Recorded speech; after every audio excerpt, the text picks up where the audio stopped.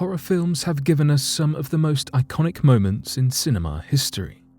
Rather chillingly, some of these movies are actually based on real-life events. So today, here at Unexplained Mysteries, we'll be taking a look at these 3 horror movies that were based on real events.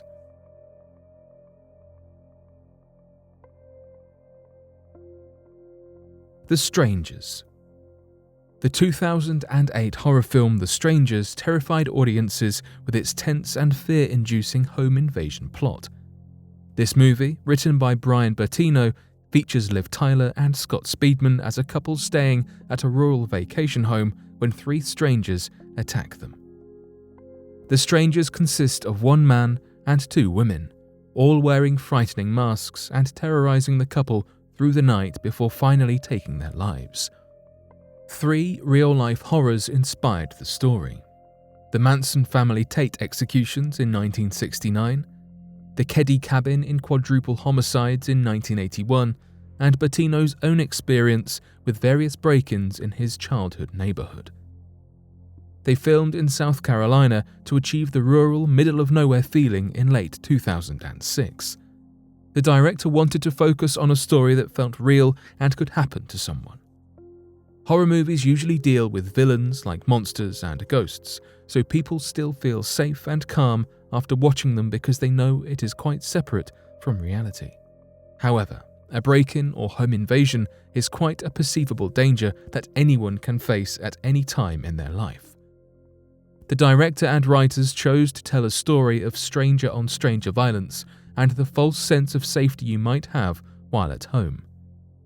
The Strangers gained inspiration from the horrific Tate LaBianco and Keddie murders, both of which happened in California. In 1969, actress Sharon Tate lost her life in her home while 8 months pregnant, alongside 3 of her friends by members of the Manson family. Charles Manson was a commune and cult leader who ordered 4 of his followers to eliminate everyone in her house. The next night, he and his members also took the life of Leno and Rosemary LaBianco after breaking into their home. They were all sentenced to life in prison for their involvement in these brutal attacks. In 1981, in a rural town in Northern California, Sue Sharp was brutally eliminated during the night along with 2 of her children, Tina and John's friend Dana Wingate, in their cabin on Keddie Resort. Sue's 2 youngest sons and a friend were also at home but were unharmed in the other room. The quadruple homicide remains unsolved, even though several new leads and details have appeared over the years. Officials now believe a neighbor and family friend committed this crime but cannot provide concrete details because the initial investigation was poorly conducted and constantly overlooked crucial evidence. The Strangers used these real events as the foundation of its plot. Bertino wanted to tell the story from the victims' point of view, what they went through and the fear they felt, without explaining the Strangers' psychologically damaging life story and reasons for violence. The film's reviews were mixed, as some disliked the characters and writing, while others praised the tense atmosphere and suspense. The movie highlighted that attacks happen anywhere, both urban and rural, and at any time. It had a $9 million budget but managed to gross a worldwide $82.4 million at its box office opening, quickly becoming a cult film and leading to a sequel 10 years later.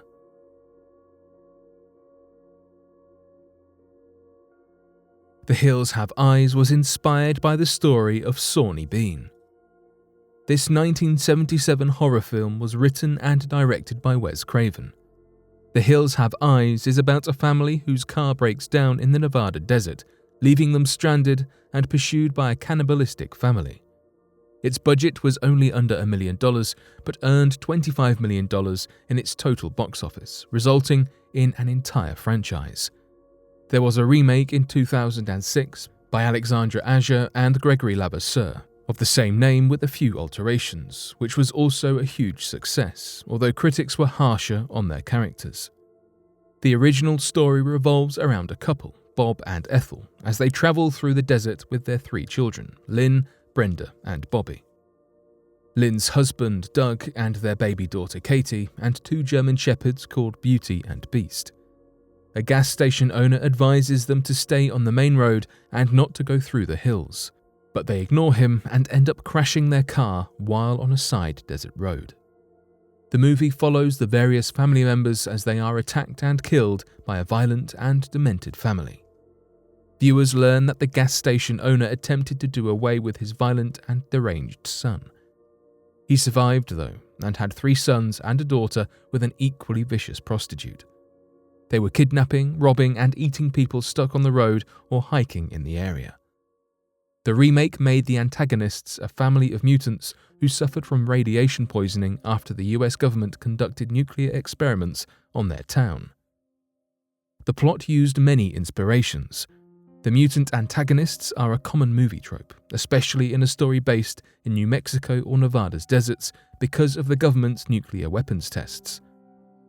They also based the deformities off of nuclear attacks like Hiroshima and Chernobyl, and chemical attacks like Agent Orange in the Vietnam War.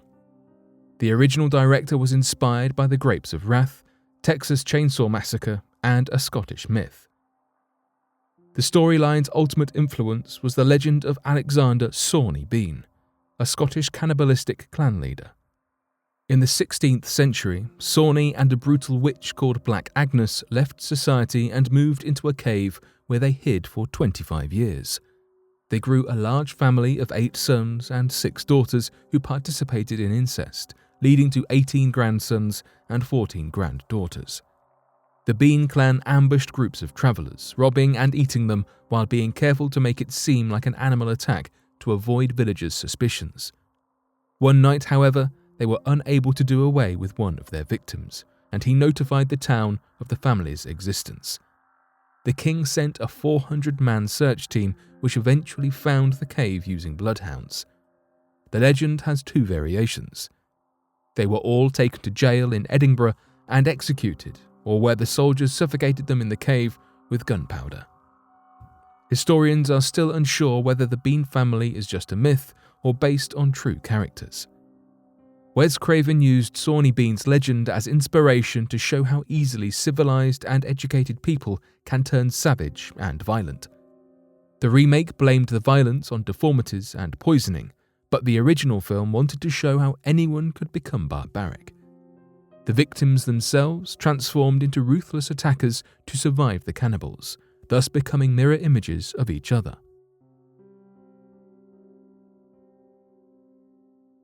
Child's Play is based on Robert the Doll.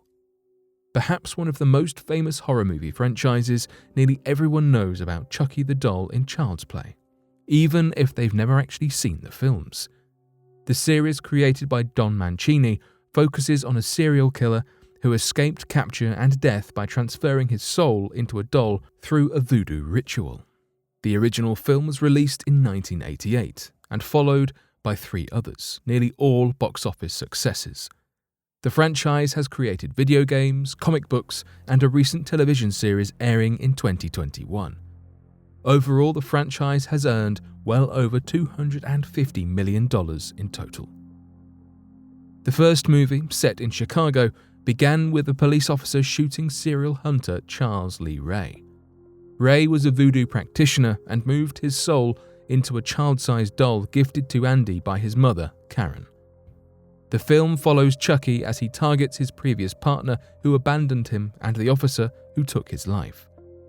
He terrorizes Andy and his mother, trying to possess the boy before he is stuck permanently as the doll. The mother, son, and cop work together to destroy Chucky by finally shooting him in the heart. The sequels feature Andy a few years later, once again attacked by a reincarnated Chucky, who is still trying to possess the boy's body. A real-life legend actually inspired Chucky's story. Throughout history, many people claimed their dolls were haunted or possessed by a spirit. One such story is about Robert, a haunted sailor doll from the 1900s in Florida. Robert Eugene Otto was an eccentric artist and part of a wealthy family in Key West, Florida. The doll was given to him by one of his abused servants, a voodoo practitioner wanting to get back at his family. Otto would often have conversations with the doll, which he named Robert, and his parents sometimes heard responses in different voices. Various legends surround the doll, but almost all say it can move, make different facial expressions, and giggle. The doll has telekinetic power, moving items and causing car accidents, broken bones, and divorces. Otto always blamed the doll whenever bad or strange things happened at home. He would even scream in the middle of the night and blame the doll for doing something wicked. Visitors of the house said they would hear footsteps and laughter upstairs. After Otto and his wife's deaths, a new family moved into his childhood home, and their 10-year-old daughter claimed the doll tried to attack her. The current owners donated the doll to East Martello Museum. It is said that the doll moves overnight, cameras malfunction, and visitors who do not respect the doll suffer misfortunes later on. This creepy story became a massive inspiration for Child's Play, which used the voodoo legend to help create the iconic Chucky, a revenge-driven, murderous doll.